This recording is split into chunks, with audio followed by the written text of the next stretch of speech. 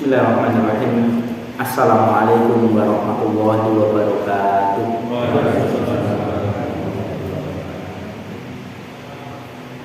Alhamdulillah. Alhamdulillahilladzi hadana li hadza wa ma kunna linahtadiya laula an hadana Allah. Asyhadu an la ilaha illallah wa asyhadu anna Muhammadan abduhu wa rasuluh. Allahumma sholli ala Muhammad wa ala alihi wa ashabihi ajma'in.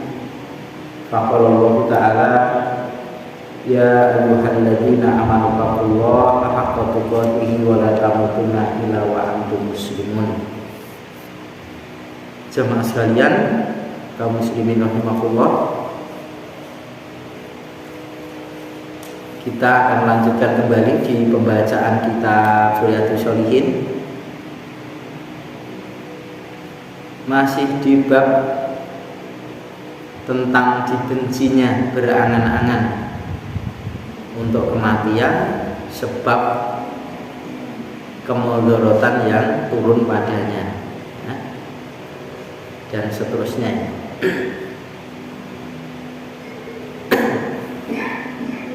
Terakhir hadis nomor 2 saya bacakan.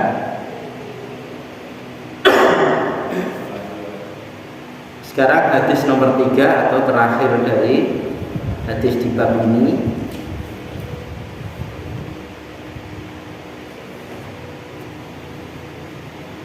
Wa an Qais bin Abi Hazim qala dakhalna ala Khabbab bin Arad radhiyallahu anhu. Dari Qais bin Abi Hazim, dia berkata, kami telah masuk pada Khabbab bin Arad radhiyallahu anhu. Na'uduhu, kami menjenguknya. Jadi kami ini Qais bin Abi Hazim tadi masuk ke rumahnya Khabbab bin Arad dalam rangka menjenguk dia. Waqatik tawa, dan sungguh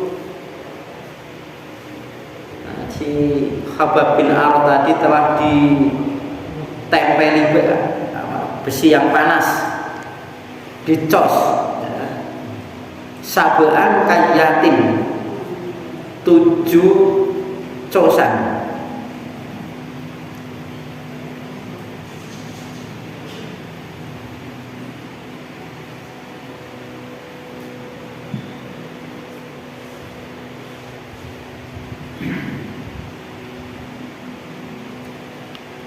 Qala, berkata Qais bin Abi Hazim,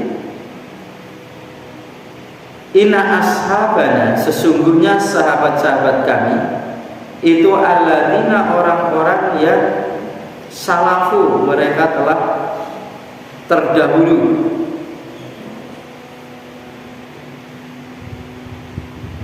mabuk, mereka itu telah mati, walam tanqus humud dunia, dan tidaklah mengurangi soal dunia.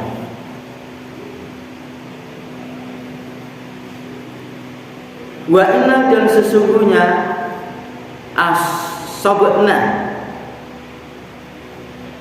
telah mengenai pada kami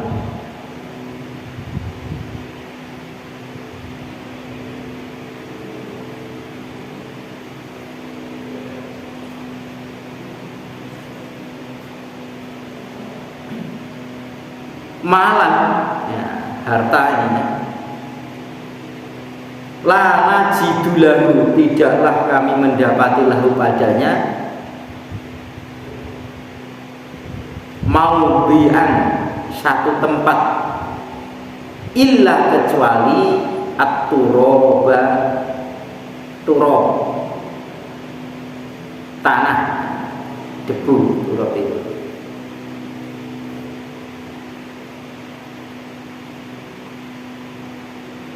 Yang dimaksud debu tanah ini adalah rumah yang dipakai untuk rumah masa depan, kubur, itu kan ruangan yang tanah.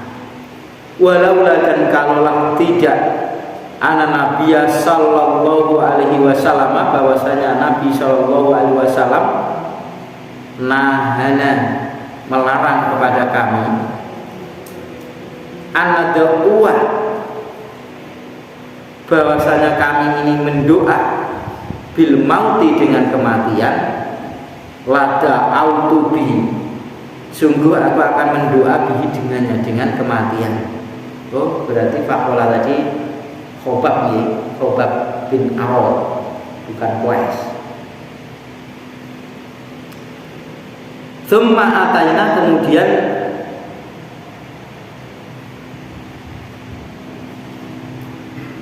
Tsumma atainahu, kemudian kami mendatanginya marrotan, satu kali, ukhra yang lain, wawanya benih haiton lahu, dan dia itu telah membangun haiton, dinding lahu miliknya.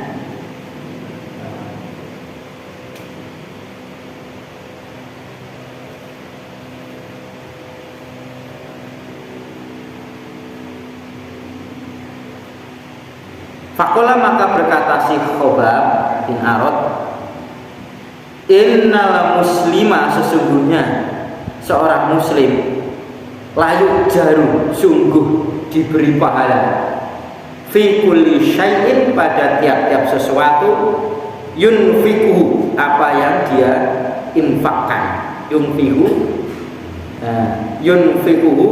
yang dia infakkannya, illa, kecuali fi syai'in, pada sesuatu, yaj'alu, dia itu menjadikannya,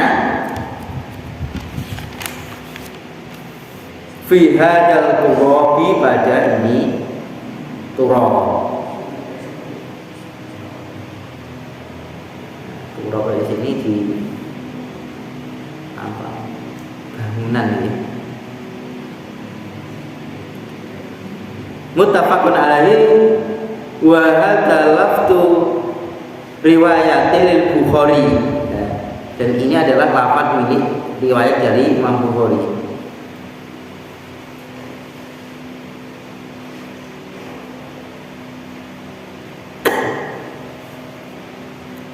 Fakolah benar Qais nih, Qais. Nah, ini ceritanya si Qais bin Abi Hazim tadi menjenguk si Khobab bin Arad ketika dia itu terkena ujian. Ini kan awal-awal daripada Islam, orang masuk Islam itu tertindas, dipaksa untuk melepaskan keislamannya. Nah, Khobab bin Arad ini ditangkap oleh orang kafir, kemudian dibakarkan besi, kemudian besi itu memerah, kemudian dicoskan di punggungnya sampai, kalau di sini 7 tempat, Masya Allah ya. Nah, kemudian dia mengatakan ceritanya si Qais ini ketika menjenguk, sesungguhnya sahabat-sahabat kami itu adalah orang-orang yang terdahulu itu telah meninggal, yang mendahului kami artinya telah meninggal, dan tidaklah mengurangi dunia mereka. Artinya ya jatahnya di dunia tidak dikurangi. Orang sudah meninggal itu berarti jatahnya sudah habis, tidak dikurangi oleh Allah Ta'ala. Nah, Masya Allah nih, kalau kita lihat, kalau pernah menyaksikan di Ramadan yang dulu, boleh saya adik dari ibu saya itu kan pas tadarus dipanggil Mbah Naza ini. Saya datang sama istri itu minta makan.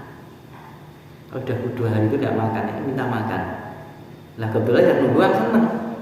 Wah, pun rong dino rama amis malah jeruk maam. Nah, setelah makan itu dia justru tersendat-sendat kemudian meninggal. Ya, meninggal dunia. Nah, menyangka memang dia mau meninggal itu jatahnya masih di hadapan Allah Ta'ala, jatah yang dijatahkan sama dia itu masih beberapa suapan, harus masuk, karena jatah dia sebelum meninggal harus dihabiskan. Kalau tidak dihabiskan belum meninggal jatahnya itu, Masya Allah, tinggal beberapa menit meninggal saja masih minta makan, karena jatah masih ada, tidak dikurangi jatahnya di dunia ini. Jadi bapak-bapaknya ditinggal ngaji, gitu ya, harus ditinggal amal soleh, dibikin infak lah, duitnya itu tidak mengurangi jatah apa yang ada di sisi Allah Ta'ala sana. Ya, misalnya malam di tempat saya kan kajian itu banyak yang siang. Kalau Selasa itu siang pada zuhur, Selasa lagi ya itu. Kan bagi orang kerja, wah gimana ya? Iya, izin ya. Izin gak kerja seperti itu. Kalau Jumat itu, Jumat keempat itu ba'da asar, kan belum selesai. Tiap Jumat itu, tapi ini ibu-ibu gitu ya, ba'da Jumatan jam 1. Ganggu istilahnya kalau dianggap ganggu. Nah, benar jatahnya ini. Wala yang kusuhum dunia, tidaklah dikurangi dia di dunianya. Dan sesungguhnya kami mengenai atau mendapati atau tertimpa, kata si Khobab, harta. Tertimpa mengenai harta. Nah, kami itu mendapati lagunya satu tempat yang ada tanah saja. Nah, dari bagian tanah itu ya jatahnya sudah pasti, itu rumah yang lahat itu jatahnya sudah pasti. Dan kalaulah tidak bahwasanya kami ini tidak dilarang oleh Rasulullah bahwa berdoa meminta kematian itu dilarang, saya akan berdoa minta mati saja. Nah, kena cosan itu dah harta tidak ada gitu ya, rumah tanah lain sudah dicos, ingin mati rasanya gitu ya. Kalau seandainya meminta kematian itu tidak dilarang, tapi dia dilarang tidak jadi. Lah, selang beberapa tahun si Qais Ibni Abi Hazim tadi menjenguk lagi. Ternyata setelah beberapa tahun tidak dijenguk di kali yang lain itu, si dia sudah membangun rumah, dindingnya sudah dibangun, dan sebagian membangun dinding kebun bagian itu. Nah. Kemudian Khobab mengatakan, itu yang membangun berarti siapa, apa namanya, Abi Hazim tadi. Sesungguhnya seorang muslim itu apa saja yang mereka infakkannya, biar nafkahkan kepada sesuatu kebaikan pasti diganjar, kecuali untuk membangun dinding tadi. Jadi membangun rumah sebaik-baiknya tidak ada pahalanya, Pak. Pahalanya itu ya, pahala itu ya cuman namanya rumah ya. Rumah itu ya bisa ditempati, itu bisa ditempati. Kalau hujan tidak kehujanan, panas tidak kepanasan, ya, ada pintunya gitu ya, dan sebagainya. Adapun tentang melebihi daripada kebutuhan ini sebagus-bagusnya, itu tidak ada pahalanya menurut hadis yang sahih. Karena apa? Melebihi daripada kebutuhan itu adalah merupakan keinginan. Sebaik-baiknya besar itu boleh kalau memang kebutuhan. Butuh, ya. Masa pernah ke mana, Surabaya itu dikasih pagar, rumahnya itu dari gang satu ke gang mana, jublus dan sana besar sekali, di menampung berapa ratus sampai 1000 orang di lantai bawah.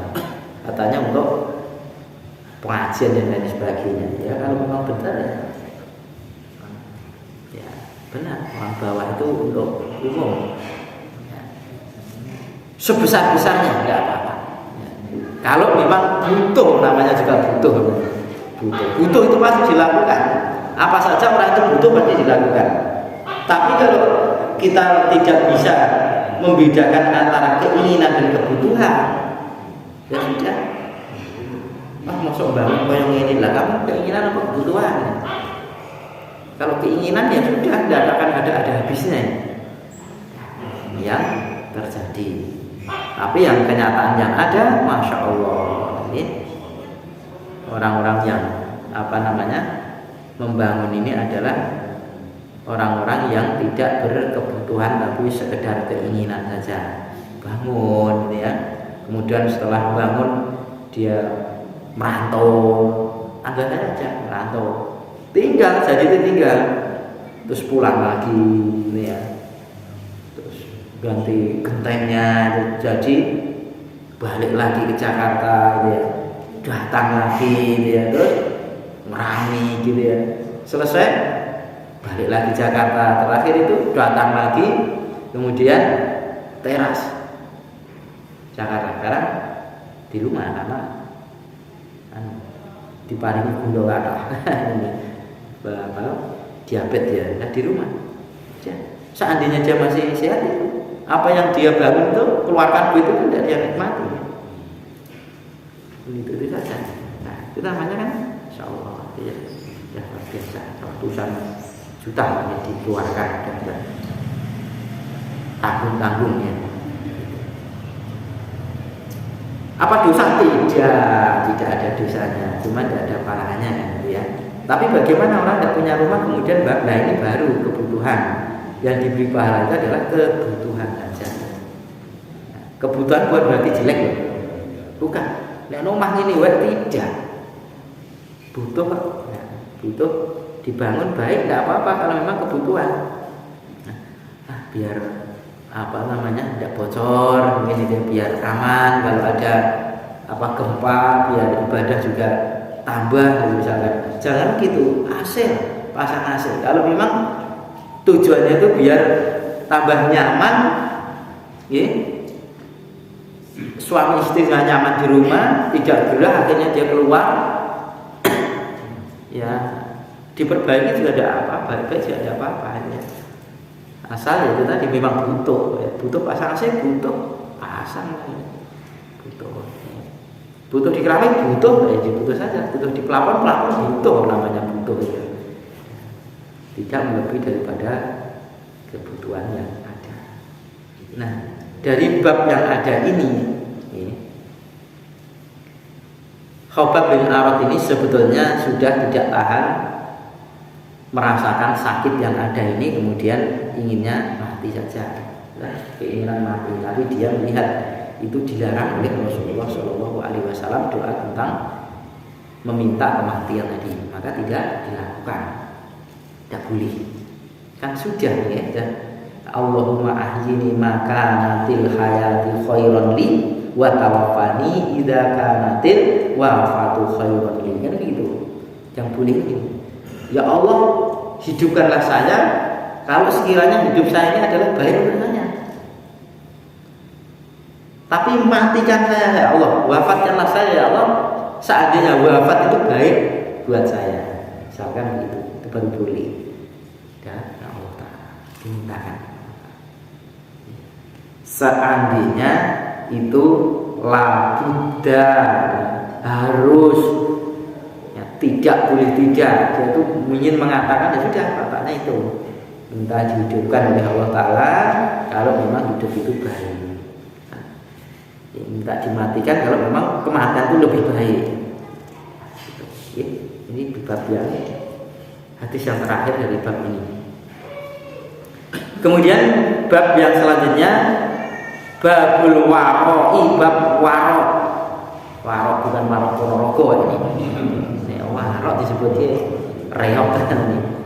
Warok itu kan penjagaan diri, berhati-hati, tidak sembrono.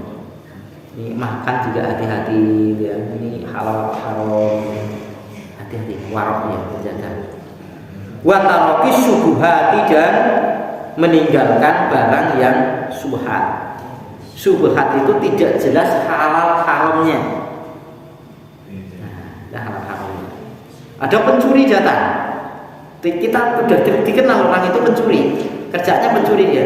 Dia datang kemudian membawa hadiah untuk kita. Nah, ini subhat ini. Diterima saja, tapi balik dihadiahkan orang lain, ini subhat. dia kerjaannya seperti itu umpamanya ya, itu baru subhat. Tapi kalau yakin wah ini orang ini ya mencuri bukan pekerjaan dia, pekerjaannya dia petani, mencuri itu cuma sambil, ya ini beda. Enten lho mencuri sambil ya, wong tani itu nyolong ya enten lah. Lah wineh lah jadi tanduri iso mboten enten kejadian ngoten niku. Jiku ibune. Wineh pocongan insyaallah kelakon ngoten niku. Tebake wong tani nyolong apa tebake kedadosan. Nyolong ngoten niku. Tapi tidak pekerjaannya berbeda dengan pekerjaan yang mau mencuri. Sambil enek gedang matang gowo lah ngoten nggih. Ke atas matang nggone sapa gowo. Ini kan satu saat memberi kita, tinggal kita hati kita ini seret atau tidak. Wah dia wong tani kok mungkin lek dhewe. Kalau seret sudah bismillah makan. Dan kalau enggak ya jangan dimakan, namanya ragu. Ini namanya subhat. Nah, bab ini ada dua persoalan. Jadi bab penjagaan diri, kehati-hatian, ya. Kemudian yang kedua meninggalkan dari subhat.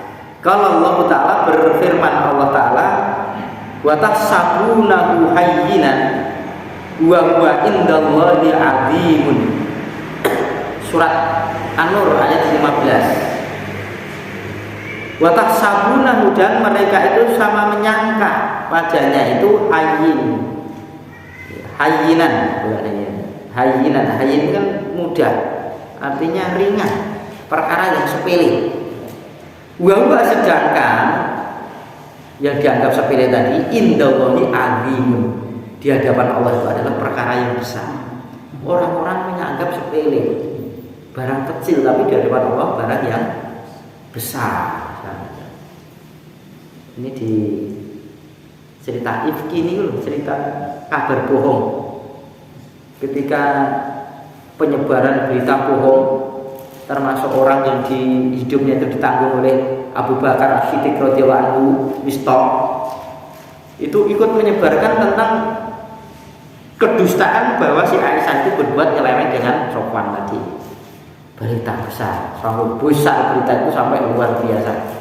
Aisyah pun tidak bisa berbuat apa-apa, adanya nangis. Diam, nangis, apapun yang tuduhnya sudah percuma. Saya jawab juga percuma. Orang itu butuhnya nuduh. Orang itu ada butuhnya nuduh, sudah dijawab percuma. Dan orang penyebaran itu gosip-gosip seperti itu dianggap ringan, sehingga cul ngetok ini lagi, nuduh itu dan lain sebagainya. Ini padahal di hadapan Allah Ta'ala itu urusan besar. Dianggap dosa yang kecil, padahal di hadapan Allah Ta'ala dosa besar. Fitnah ya, atau ifkun ya, berita bohong. Wa qala Allah Ta'ala, berkalam Allah Ta'ala, inna rabbaka labil mirsad. Surat Al-Fajr ya. Sesungguhnya pemeliharamu, yakni Allah Ta'ala, sesungguhnya Tuhan di dalam apa artinya di Al-Quran departemen ini. Sesungguhnya Tuhanmu labil mirsad, sungguh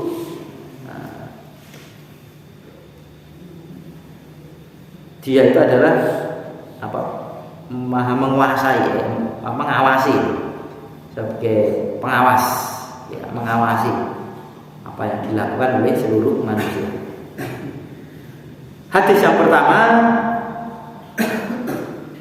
wa anin Nu'man bin Bashar radhiyallahu anhu maqala, dan dari Nu'man bin Bashar radhiyallahu anhu maqala berkata, sami'tu Rasulullah sallallahu alaihi wasallam yaqulu, aku pernah mendengar Rasulullah sallallahu alaihi wasallam beliau bersabda, kata Nu'man bin Bashar, inna halalan bayyinun wa innal harama bayyinun. Sesungguhnya barang yang halal itu jelas dan yang haram itu jelas. Jadi kalau jelas halalnya boleh dimakan, jelas haramnya belum bisa ditinggalkan ya. Jelas haramnya harus ditinggalkan. Wa bainahuma mustabihatun, dan di antara keduanya halal dan haram itu ada perkara mustabihatun, ada yang perkara ya subhat tadi. Nah, dulu Zainuddin ya Allahumma yarham, dia telah meninggal ya. Wafat, Zainuddin mengatakan remeng-remeng. Remeng-remeng tidak jelas. Ini halal apa haram? Tinggalkan. Nah, barang yang jelas itu harus ditinggalkan. Di antara halal harus jelas halalnya, haram juga jelas haramnya. Kalau ini halal apa haram berarti masuk subhat. Baru kajian lama ini di fikih itu. Nah ini ada suiki, sate kodok nih. Itu halal apa haram lah. Lalu di hadis itu membunuh kodok saja dilarang. Nah, kan bisa mengambil ya, dibunuh saja dilarang, apalagi makanlah yang gitu nih. Oh mata ini dilarang nggak boleh. Kenapa kok dilarang? Yus pokoknya Pak Harto ya pokoknya dilarang.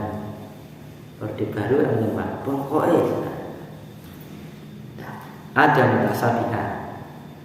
Layak lamuhunna, sungguh tidaklah benar-benar mengetahuinya katsirun minan nas, kebanyakan manusia. Lah kebanyakan manusia tidak tahu barang subhat ini.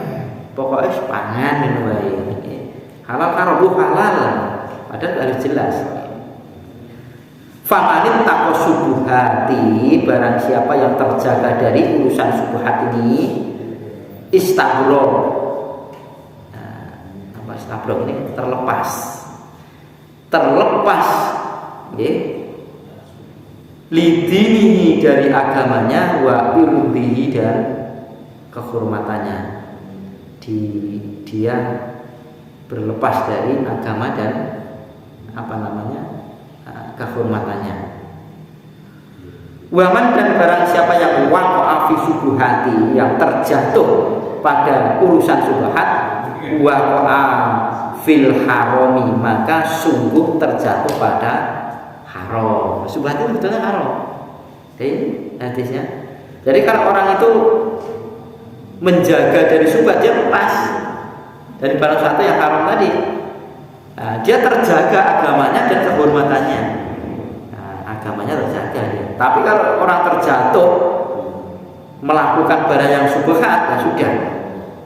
Ya. Berarti waqa'a fil haram, dia itu terjatuh pada satu keharaman. Karoi seperti penggembala, perumpamaannya. Seperti penggembala yang dia itu menggembala haulal hima, di penggembalaan daerah terlarang.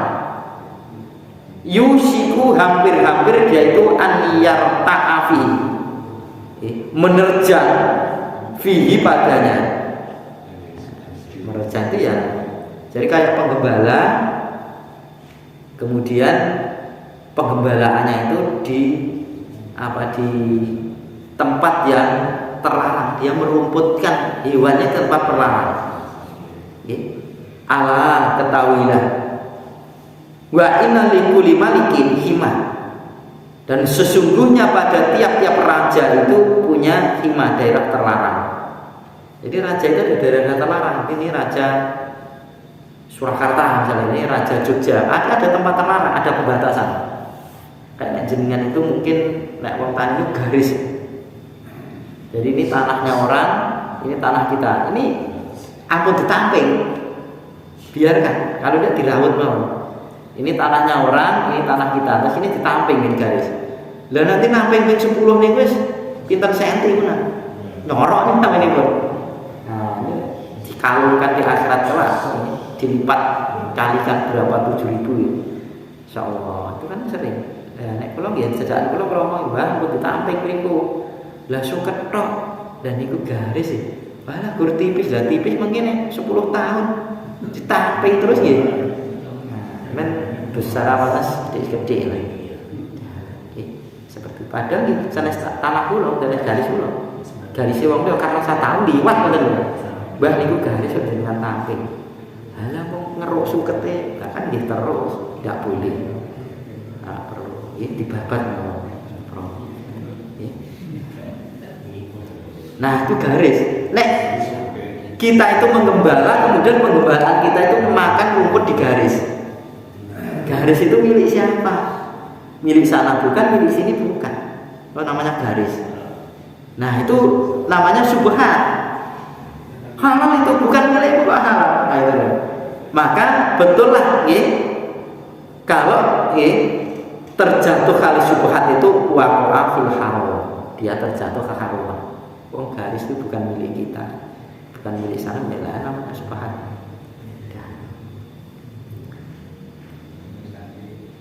Sebagaimana raja itu punya daerah kekuasaan, punya garisnya, ini bukan kekuasaan, ini kekuasaan raja itu seperti itu. Allah ketahuilah, wa inna himallahi maharimuhu. Ketahuilah dan sesungguhnya larangan Allah itu adalah keharuman-keharumannya. Jadi apa yang dilarang oleh Allah Ta'ala itu adalah keharuman-keharumannya Allah Ta'ala. Allah ketahuilah inna fil jasadil mudghah. Sesungguhnya di dalam jasad manusia ini mudghatan, ada daging, gumpal daging. Idza sholahal jasadul qulub. Apabila baik maka baiklah jasad semuanya. Ada segumpal daging, kalau daging itu baik seluruh jasad itu baik. Wa idza fasadal jasadul qulub. Dan apabila rusak atau jelek maka rusaklah seluruh jasad ini. Allah ketahuilah wahya qalbu, dia itu adalah hati. Mudghatan ada segumpal daging adalah hati. Muttafaqun alaihi, hadis ini sahih, riwayat Bukhari Muslim. Rawayahu,